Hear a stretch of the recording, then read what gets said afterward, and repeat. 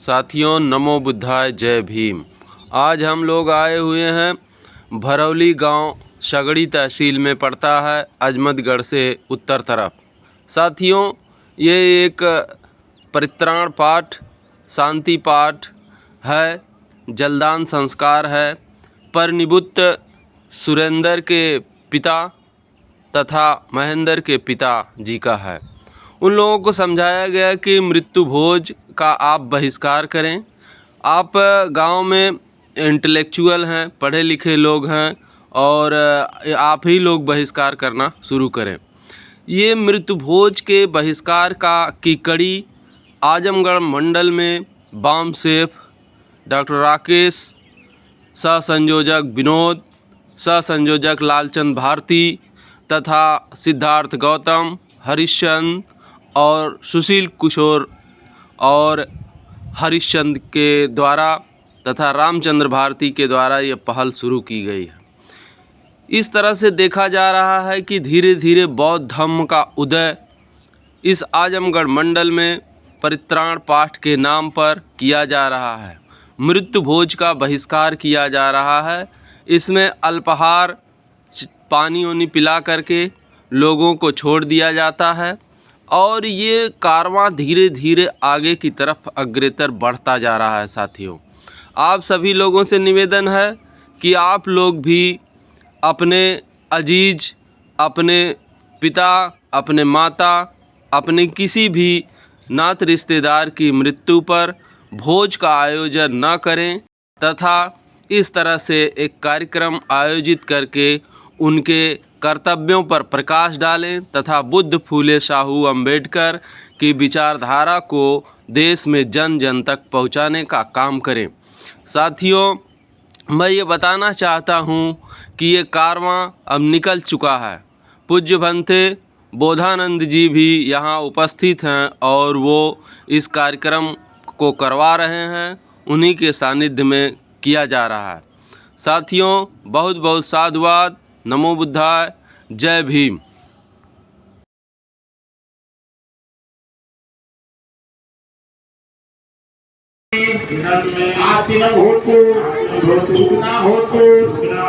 आतियों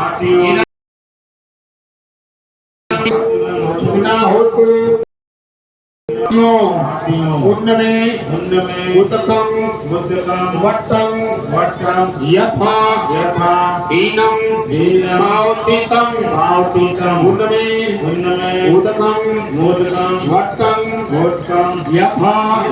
वो छोड़े, लेकिन ये लोग छोड़ नहीं पाएंगे। अब आगे लिखते हैं कि गैब्रिएल टार्डे एक फ्रांस का जो है समाज विज्ञानी है। उनकी बातों को लिखते हैं कि जो अनुकरण और अनुगमन की जो प्रक्रिया होती है, इसको 3 नियम उन्होंने दिया।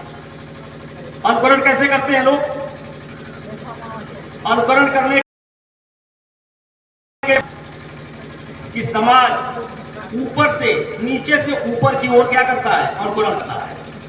अब सोचिएगा, समाज क्या करता है? नीचे से ऊपर की ओर अनुकरण करता है।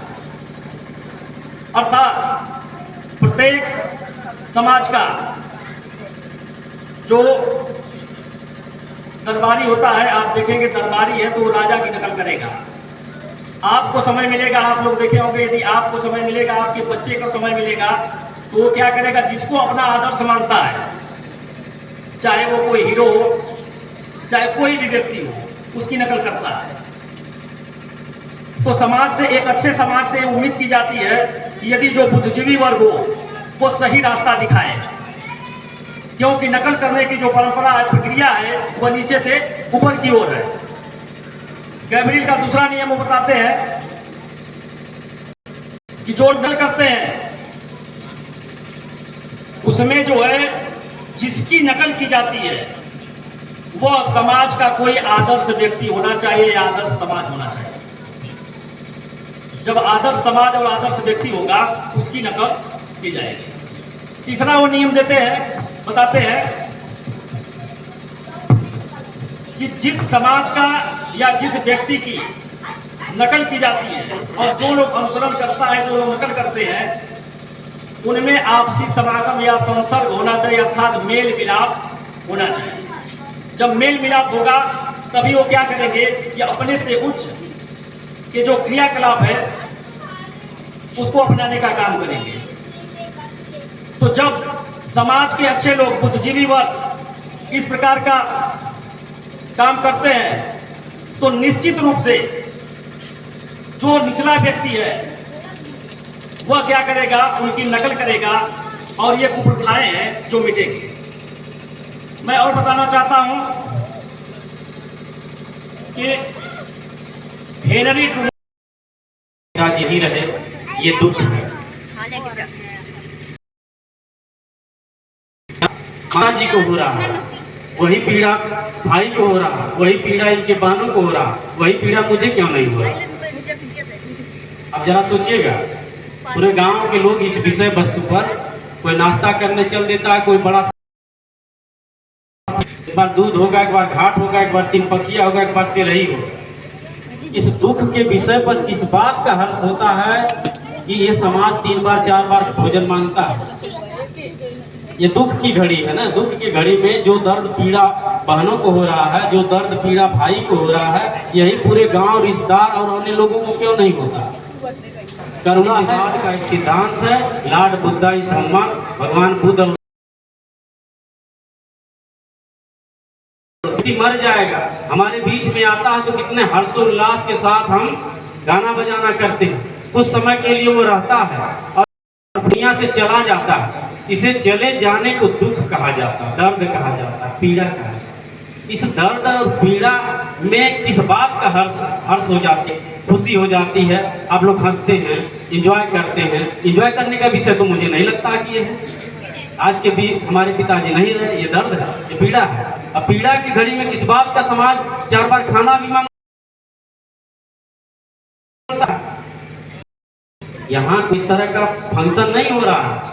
मैं निवेदन करता हूँ कि दुनिया नित्य है, परिवर्तनशील है। जो भी व्यक्ति आया है उसे जाना है, लेकिन जाने को बुद्ध ने कहा मृत्यु है जो सत्य और हृदय विदारक है। हृदय में कष्ट होता है, वो पीड़ा माता जी से केवल पूछिएगा, सबको अनुभव नहीं हो पाएगा। मैं यहाँ तक कह दूं कि बेटा बहुओं को भी नहीं होगा, बेटी को भी नहीं होगा। उस क्षण को याद करिए, महसूस करिए। आप अपने मर्जी से अपने को भी महसूस करिए। जीवन साथी यदि चला गया, यदि आप नौजवान हैं, बहनों से मैं निवेदन करूंगा, बहुओं से मैं निवेदन करूंगा कि आपका पति, आपका जीवन साथी यदि इस दुनिया में नहीं आज चला गया, वो पीड़ा महसूस करिए माता जी के। इस माता जी को जो पीड़ा हो रहा है, उस पीड़ा को हमको समझना होगा। ये बुद्ध का, इस पीड़ा को, इस करुणा को मुझे समझना होगा। दुखों में, दुनिया में दुख है, दुख का कारण है तो निवारण है, और निवारण के लिए मार्ग है। जरा समझिएगा, ये सिद्धांत बता रहा हूँ। बुद्ध ने कहा कि दुनिया में दुख है और दुख का कारण है। यदि आपको कोई दुख हुआ है तो उसका कारण है, और कारण है तो बुद्ध ने कहा कि इसका निवारण भी है, और निवारण के लिए इन्होंने मार्ग दिया। वो मार्ग कौन से? अभी बंदे जी ने बड़े ही शालीनता से, सरल भाषा में खूब अच्छी तरह आप लोगों को बताया, मार्ग बताया है। लेकिन आप लोग उसको सीरियस नहीं, बड़े साधारण भाषा में ऐसे निगलेक्ट कर दिए। मुझे लगता है कि आप लोगों को समझना चाहिए और सीरियस इसको समझिए कि बंदे जी ने जो कहा है उसको अपने जीवन में आत्मसात करना। बहुत बड़ा आंदोलन चल रहा है इस दुनिया में। तो दुनिया में दुख है, दुख का कारण है तो निवारण है, निवारण का मार्ग बुद्धा ने दिया, हमारे धस्ता ने, हमारे महापुरुषों ने दिया। लेकिन दुखों में सबसे बड़ा दुख है प्रियजन का बिछड़ना। किसका?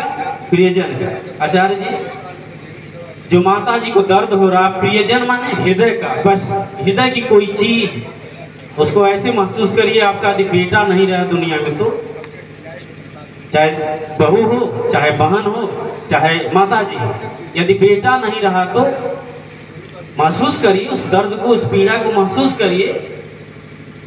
उस पीड़ा को ही बुद्ध ने कहा कि दुख है, और उसका कई कारण हो सकता है। लेकिन इस दुख के घड़ी में जो ये आडंबरवादी व्यवस्था बनाया, प्रकृति प्रदत्त नहीं, भगवान से ऊपर से नहीं, प्रकृति ने बनाया नहीं। इसको कुछ चतुर, चालाक और घृणित गंदे लोगों ने ये संरचना को आपके ऊपर काबिज होने के लिए, आपके ऊपर सामाजिक दबाव बनाने के लिए उसने निर्माण किया।